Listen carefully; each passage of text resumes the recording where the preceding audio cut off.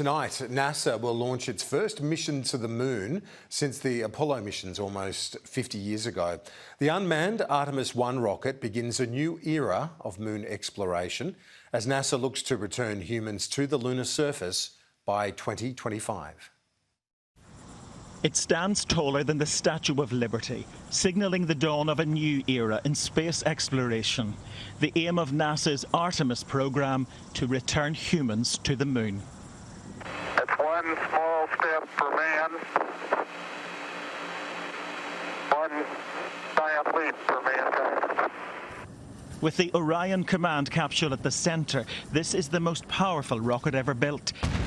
And liftoff. Its maiden voyage, an unmanned test mission, overseen by a new generation of engineers.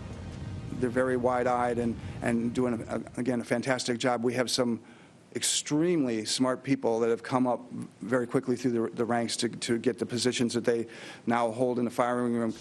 And we have trained and trained to get them to the level so that they would be ready to support this launch countdown.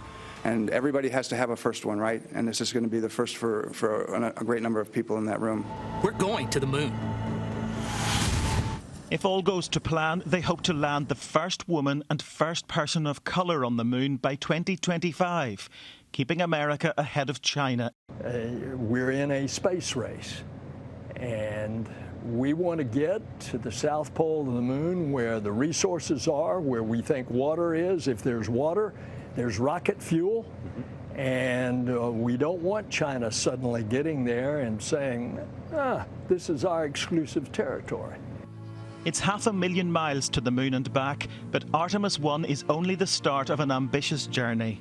NASA plans to establish a permanent base on the lunar surface, the first step to putting humans on Mars. NASA has registered thousands of watch parties here in America and around the world.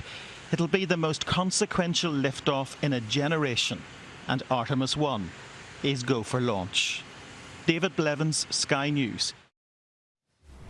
These are live pictures coming into the newsroom from NASA's Kennedy Space Center in Florida, where it's just after midnight local time. We're 8 hours away from its scheduled launch from the exact same pad used by the last Apollo mission 50 years ago. The rocket is NASA's most powerful yet. It will orbit the moon, staying in space for 42 days before returning to Earth. For more on this, let's bring in James Brown. He's Chief Executive of the Space Industry Association of Australia. James, why so long between drinks for NASA? Kieran, it's a good question. I mean, it's been half a century and there was a lot of delay in going back to space after the Space Shuttle program ended and after NASA decided to deprioritise crewed missions to the moon. But it's exciting to see it back again. That is an enormous rocket. It's a very complex project involving parts from Japan and Europe and a whole range of international partners. And it's very exciting to know that in potentially just under 10 hours, we'll be seeing the first of these missions.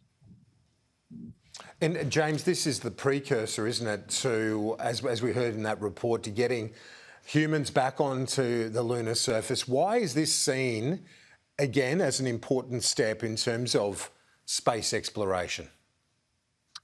Look, it's about being able to utilise the resources that are on the moon. So there's a process called ISRU, in situ resource utilisation. Our own CSIRO is doing a lot of work on this that's contributing to the Artemis mission. But it's about using regolith, moon dust, to create oxygen, to create water, to create rocket fuel. The thinking being that if we can use those resources on the moon, because gravity is lower on the moon than it is on Earth, it'll be much easier to get further out into the universe, particularly to Mars. So this set of missions is all about re-establishing a human presence on the moon so that we can get to Mars. And it'll be unfolding over the next 4 to 5 years. By that time, we'll have another human landing on the moon, and we'll have a gateway space station in orbit around the moon that is able to do scientific experiments, but also to support activities on the lunar surface. And it comes at a time when we're seeing such incredible breakthroughs on mapping the universe, and it's just been extraordinary seeing the quality of the images coming back to NASA and others in recent times.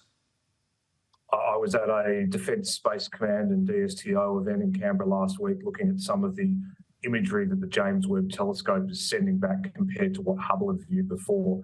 And it's just an extraordinary advance. I mean, we are literally showing the basic building blocks of time and space. We're showing the very earliest parts of history. That's exciting just from a perspective of human discovery.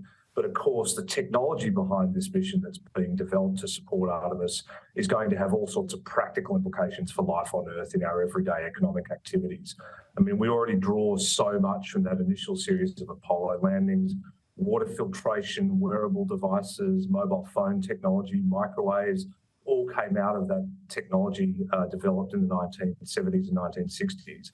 So we will be seeing technology that comes out of these missions that will have profound impacts for our everyday life in the next 5 to 10 years. And it's really exciting to think through where that might be. It is exciting, and certainly I was talking to some of my colleagues earlier about the quality of the images we can expect from the moon. If we could see those television images back 50 years ago, or more than 50 years ago, when there was those first expeditions, imagine the quality and the communication in 2025 when humans return there.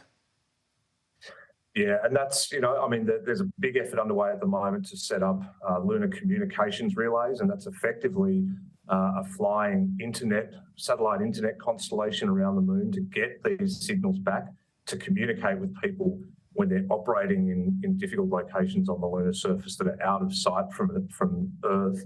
And of course, all of those signals will be coming back to NASA in part through the Deep Space Tracking Station just south of Canberra. I mean, when we went to the moon more than 50 years ago now, I had that first landing. The first video images came back through Australia. They came through our dishes. They went out along the cable off Sydney's coast. There were teams of NASA engineers here to make sure that happened. And 50 years later, the same thing will be true. We'll be getting those signals back to Australia to assist with this mission. So it's really exciting.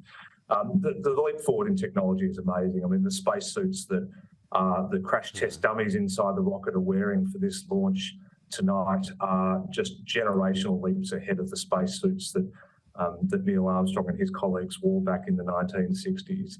And the propulsion technology is so much more powerful than those original Apollo rockets. And of course, we've seen just massive changes in what we can do to get people up to space with the work that SpaceX is doing. So Australia will be watching this. Of course, we've got our own rover that will be part of this mission set that's due to go to the moon in 2026 as well. And teams are assembling at the moment to start building that.